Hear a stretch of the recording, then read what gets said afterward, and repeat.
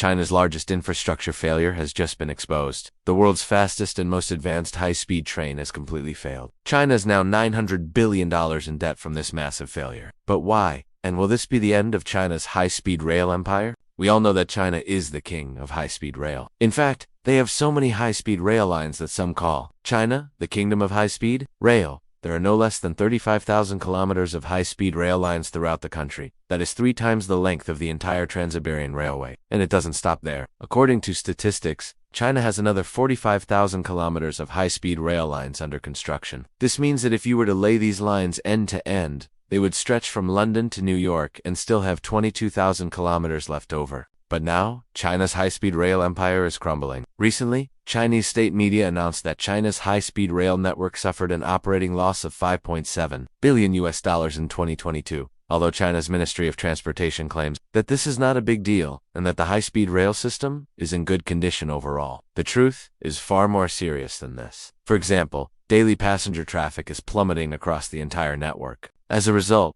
high-speed rail stations have become ghost stations. For example, in Wuwei City, there is a high-speed rail station with only 2 high-speed trains passing through every day, one in the morning and one in the evening. Because there are so few passengers, the local people don't even know when their trains arrive or depart, so they have to download an app to check the timetable. As soon as the train arrives, people swarm onto the platform like a tidal wave. After the train departs, the platform falls silent again, and everyone disperses. It looks like a scene from a zombie movie. In the city of Langfang, there is a high-speed rail station called Langfang South Railway Station. Although it was built at a cost of $1.8 billion, only one train stops here every day. The station, which was supposed to be bustling with activity, has become a complete ghost station. Many people who pass by often wonder if the station is still in operation. There are even more extreme examples. On the Wuhan-Xianing high-speed rail line, there are 2 stations, with no passenger traffic at all. They are literally ghost stations. Even though the trains still run on schedule every day, there is no one on the platforms.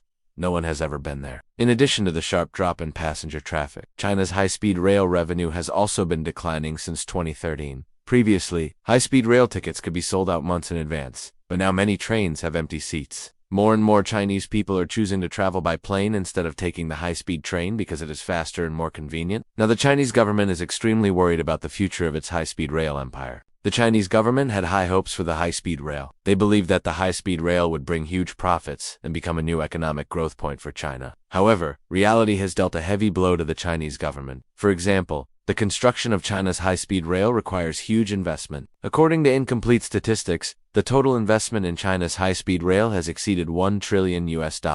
And it doesn't stop there. China needs to spend $80 billion every year on maintaining its high-speed rail network. At the same time, China also needs to pay interest on loans used for high-speed rail construction. As a result, the Chinese government's fiscal burden has become increasingly heavy. What makes things worse is that China's high-speed rail construction has encountered a bottleneck. For example, the construction of high-speed rail in China started very early, but the current demand for high-speed rail has basically been met. Therefore, the Chinese government is hesitant about investing tens of billions of dollars into building more high-speed rail lines. So the question is, what should China do now? There are actually only 2 options. One is to continue investing heavily in the development of the high-speed rail, despite the losses, hoping that the high-speed rail can turn around one day in the future. The second option is to abandon the high-speed rail entirely and divert funds to other industries. Obviously, the Chinese government will not choose the second option. The Chinese government has always attached great importance to the construction of the high-speed rail. It is impossible for them to give up eyes. But the problem is that the Chinese government does not have so much money now. They need to invest in other areas such as technology, military, and the elderly care industry. Therefore, the Chinese government can only watch helplessly as the high-speed rail losses increase every day. This is the main reason why China's high-speed rail has been losing money. But there is another secret reason why China's high-speed rail has been losing money, and that is corruption. Over the years, many corrupt officials have embezzled public funds through various means. For example, someone once wrote a book exposing the corruption of China's high-speed rail construction. In the book, he mentioned a specific project. When the project was approved,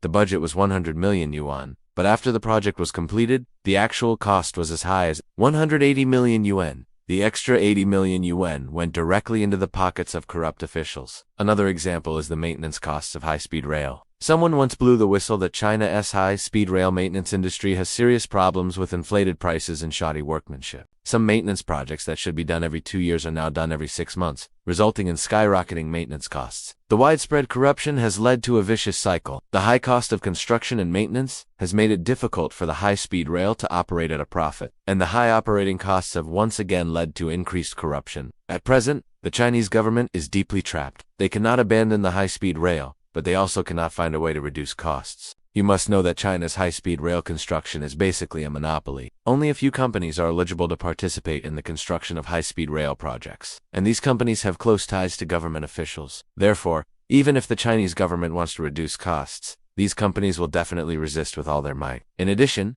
China's high-speed rail technology is currently the most advanced in the world, which means that China does not have any competitors to put pressure on them to reduce costs. On the contrary, China's high-speed rail technology is sought after by other countries. In fact, this is the real reason why China's high-speed rail has become the world's most advanced, but also the world's most expensive. In order to maintain the advanced nature of China's high-speed rail, China has spent hundreds of billions of dollars on research and development every year. China has introduced countless new technologies, but in fact, many of these technologies are not suitable for China's national conditions. For example, China's high-speed rail trains are extremely luxurious. Most trains are equipped with Wi-Fi, power outlets, fully reclining seats, LCD screens, and other facilities. Some even have conference rooms, sleeping compartments, and private dining cars. However, most passengers do not need these advanced facilities. They just want a clean and comfortable ride. Another example is China's high-speed rail stations. China has built many large-scale stations, but most passengers do not need to transfer trains at stations. They just need a place to buy tickets and a place to wait for the train. The continuous introduction of advanced technologies has greatly increased the operating costs of China's high-speed rail. China's high-speed rail is not only the world's most advanced, but also the world's most expensive. China's high-speed rail tickets are generally several times more expensive than airplanes. This is one of the main reasons why fewer and fewer people are taking the high-speed rail. All in all,